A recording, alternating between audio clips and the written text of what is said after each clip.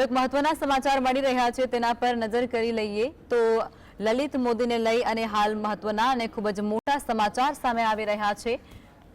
લલિત મોદીને લઈને આ મોટા સમાચાર। લલિત મોદીએ વાનુઆતુ દેશનું નાગરિકત્વ મેળવ્યું હોવાની જાણકારી હાલ પ્રકાશમાં આવી રહી છે। ફિજીની બાજુમાં ટાપુ દેશ છે વાનુઆતુ, જેની તેમણે મેમ્બરશિપ લઈ લીધી છે, ત્યાંનું નાગરિકત્વ લીધું છે। વાનુઆતુ ટાપુ દેશ સાથે ભારતની પ્રત્યાર્પણ સંધિ નથી। સંધિ ન હોવાના કારણે લલિત મોદીનું પ્રત્યાર્પણ નહીં થઈ શકે તેવું પણ જાણવા મળી રહ્યું છે। તો આ સાથે જ 2011માં લલિત મોદી ભારતમાંથી ફરાર થયો હતો અને ત્યારબાદ તેના દ્વારા અન્ય દેશનું નાગરિકત્વ લેવામાં આવ્યું છે।